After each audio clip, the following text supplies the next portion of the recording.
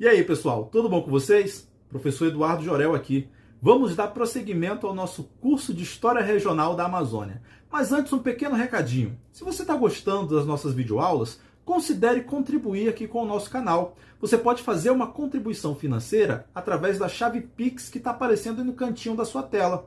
A chave Pix é um e-mail, ejorel@gmail.com. Repetindo, ejorel@gmail.com. Ou então você também pode utilizar o código QR que está aparecendo aí no cantinho da sua tela. Você pode contribuir com o valor que você quiser, tudo bem?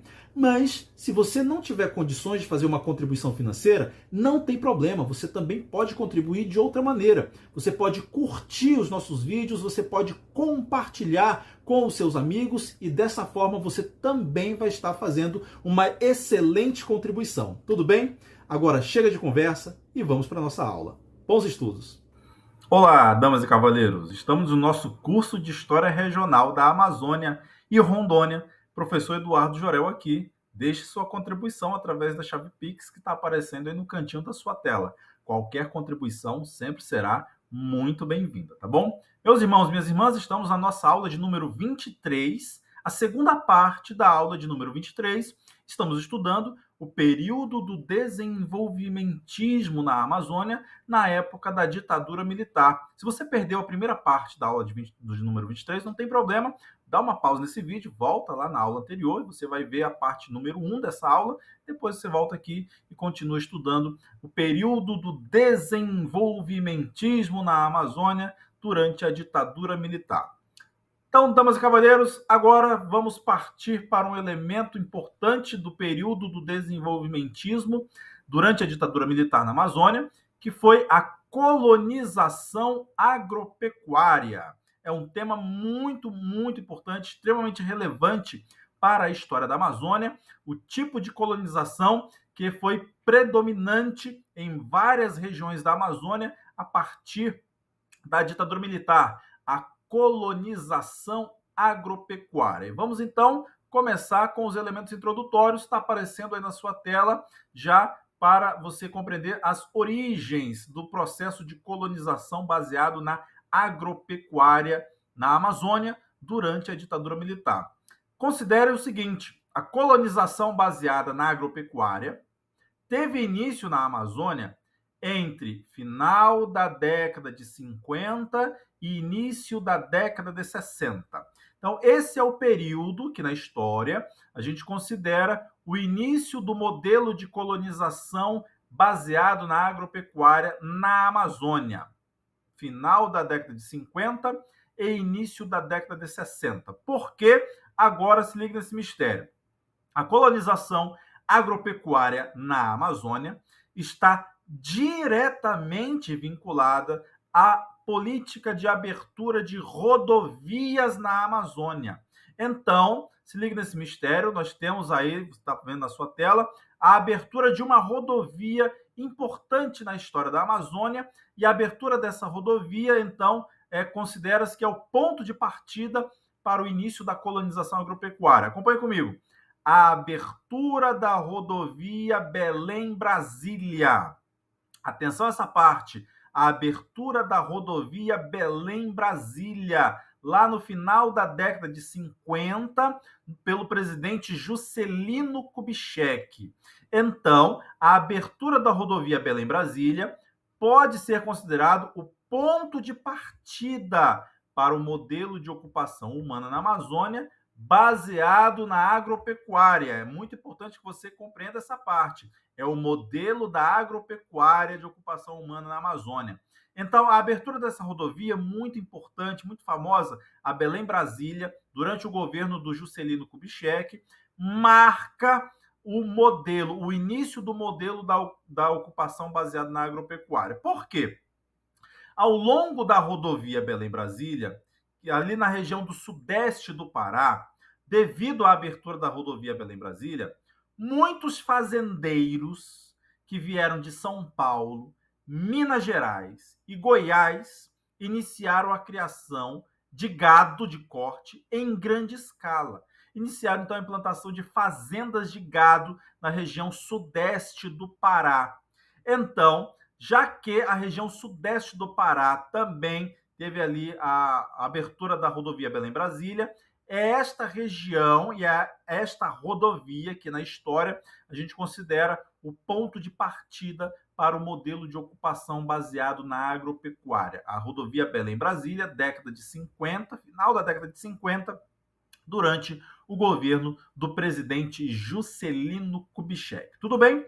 Especificamente em Rondônia agora, Rondônia é um dos grandes centros, alvo dessa política de colonização agropecuária. Agora, veja, em específico em Rondônia, você está vendo aí quando que começa a política de colonização agropecuária. Acompanhe comigo. Em Rondônia, a colonização agropecuária teve início a partir da década de 1960. De novo, bem devagar, em Rondônia, o modelo de colonização agropecuária começou na década de 1960, com a atuação de empresas privadas de colonização. Então, eu quero que você aprenda essa parte, que ela é muito importante. Na década de 60, em Rondônia, começa a colonização agropecuária, mas com uma característica fundamental. A colonização agropecuária, nesse período específico, em Rondônia, década de 60, foi feita a partir da iniciativa privada, empresas privadas de colonização. Exemplos, atenção a isso agora, olha aí o item do meio. A colonizadora Calama, que atuou na região do Rio Machado, próximo ali onde hoje é a cidade de Ji-Paraná, em Rondônia. E a colonizadora Itaporanga, que atuou na região do Rio Barão de Melgaço, próximo ali à região onde hoje é a cidade de Espigão do Oeste, em Rondônia. Então, essas duas empresas privadas de colonização, colonizadora Calama e colonizadora Itaporanga, iniciaram o loteamento de antigos seringais e passaram a vender as terras, o loteamento desses antigos seringais e a venda das terras para aqueles que estavam interessados em iniciar as atividades agropecuárias. Então, é a atuação dessas duas empresas, a colonizadora Calama e a colonizadora Itaporanga, que em Rondônia considera-se como sendo ponto de partida para a colonização agropecuária, década de 1960. Então, veja, este é o momento que marca a colonização agropecuária privada. Mas, em Rondônia, a colonização agropecuária mais famosa não foi a privada, foi a iniciativa do Estado brasileiro. Agora, vamos fazer uma diferença fundamental. Olha o último item. É a partir da década de 1970 que teve início a colonização agropecuária oficialmente conduzida pelo Estado brasileiro. Então, a diferença que eu quero que você faça para entender a colonização agropecuária em Rondônia é as 2 décadas que nós estamos vendo e a natureza da colonização agropecuária. Na década de 60, o início, a gente tem a colonização assentada na empresa privada, colonizadora Calama e colonizadora Itaporanga. É na década de 70 que começa a colonização agropecuária guiada pelo Estado. É o que a gente chama de colonização agropecuária oficial. A colonização oficial é a colonização conduzida pelo próprio Estado brasileiro e essa começou na década de 1970, tá bom?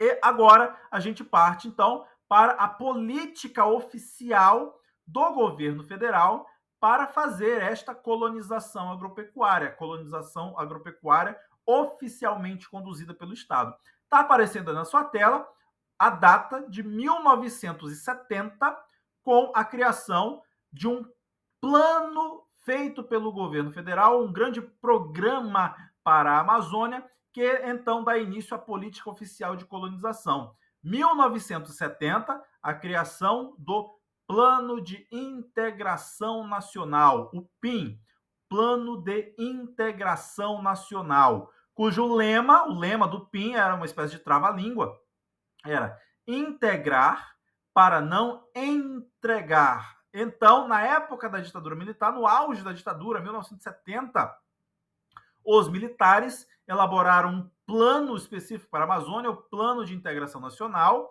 para integrar a Amazônia ao restante do país, e o lema era este, bem em linha com a política da época da ditadura militar no contexto da Guerra Fria. Integrar a Amazônia para não entregá-la aos estrangeiros. Agora, o que importa de fato dessa política de colonização criada pelo INCRA? Olha aí o item do meio, o objetivo. O objetivo do PIN, do Plano de Integração Nacional, era atrair colonos, atenção a isso, objetivo do Plano de Integração Nacional, atrair colonos para se fixarem às margens das rodovias da Amazônia. A gente viu numa aula anterior que na época da ditadura militar, a grande estratégia criada pelos militares para fazer a integração foi a abertura de rodovias e o incentivo à imigração de populações de outras regiões do Brasil para a Amazônia. O PIN, o Plano de Integração Nacional, esse que está aparecendo na sua tela, tinha exatamente essa intenção: atrair colonos de outras regiões do Brasil para se fixarem às margens das rodovias da Amazônia, com o objetivo, com a finalidade de intensificar as atividades agropecuárias. Então, é o início do modelo de colonização agropecuária da Amazônia. PIN, Plano de Integração Nacional. Para realizar estes objetivos, para que o PIN conseguisse atrair colonos para que eles fixassem nas rodovias, então foram criados os chamados projetos de colonização. Olha aí o último item que você entende isso perfeitamente bem. Para realizar os objetivos do Plano de Integração Nacional, foram criados os chamados projetos de colonização.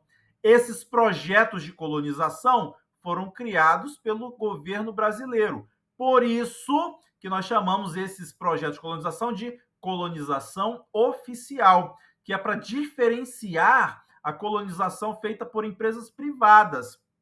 Na década de 60, em Rondônia, em específico, 2 empresas privadas faziam a colonização, faziam o loteamento de terras para vender. Compravam antigos seringais, loteavam esses seringais e vendiam as terras para os colonos. Essa era uma empresa de colonização privada.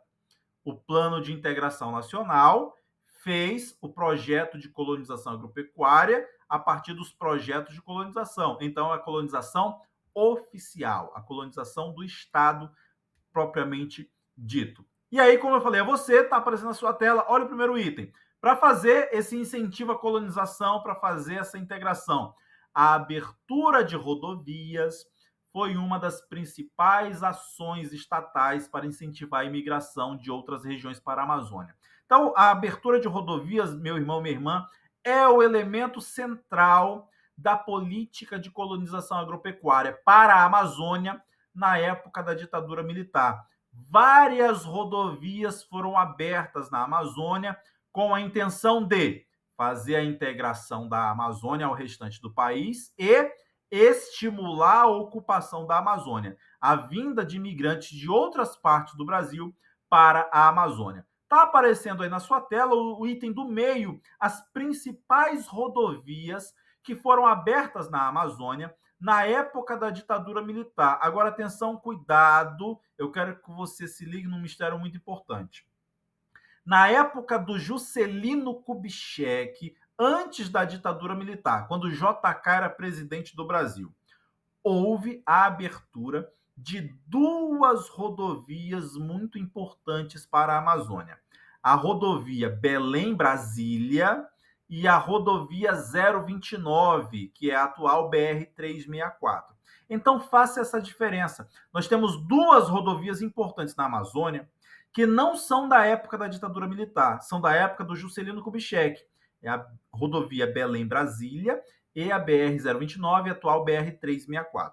O que está aparecendo na sua tela agora foram as rodovias que foram abertas na época da ditadura militar. São elas. Acompanhe comigo. A BR-163, que liga Cuiabá a Santarém, foi aberta na época da ditadura militar e se tornou uma região de intensa colonização agropecuária. A BR-319, ligando Manaus a Porto Velho. A BR-174, ligando Boa Vista a Manaus. E a mais famosa de todas, a BR-230, conhecida como a rodovia Transamazônica, que liga Cabedelo, na Paraíba. Veja, a Transamazônica parte lá do Nordeste, ligando Cabedelo, cidade de Cabedelo, na Paraíba, até a cidade de Lábrea, no Amazonas.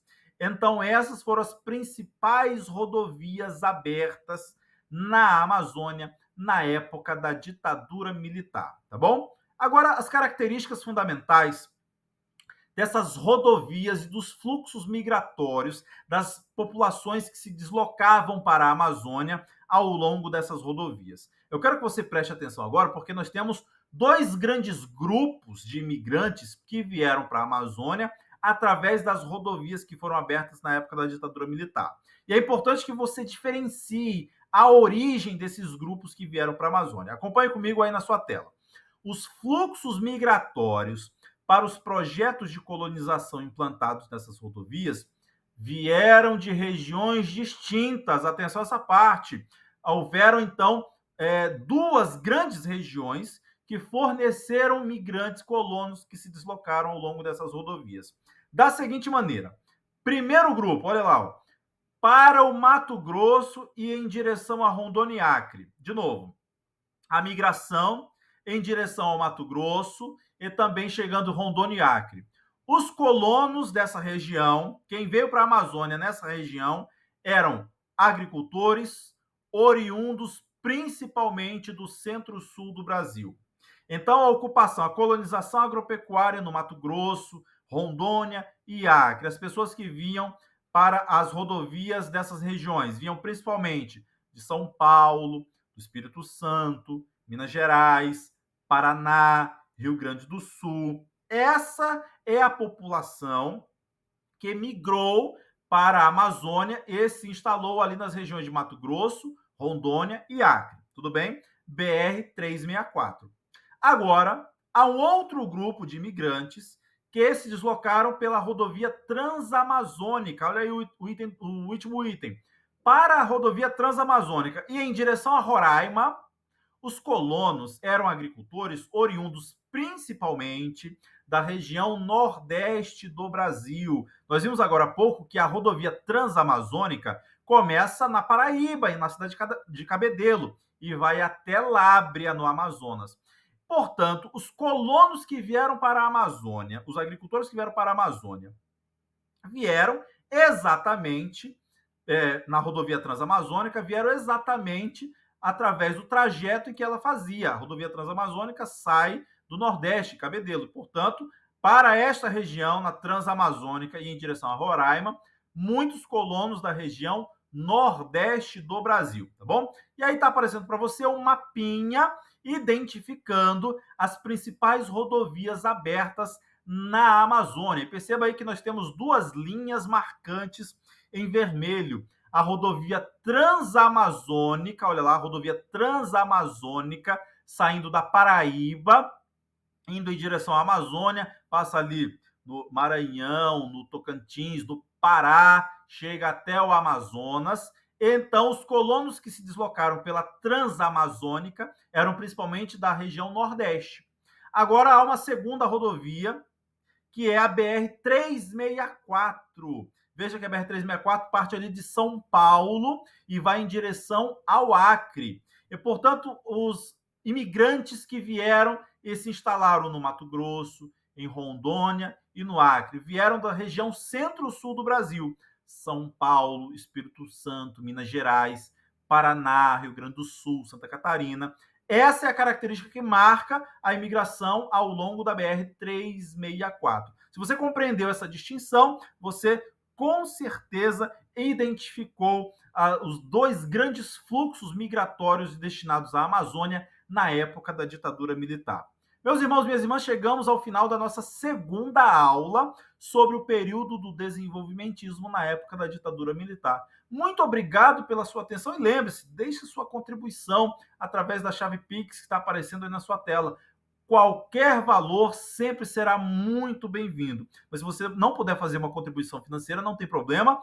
Curta os nossos vídeos, compartilhe com seus amigos e assim você também estará fazendo uma excelente contribuição. Muito obrigado pela sua atenção e até a próxima aula. Tchau, pessoal!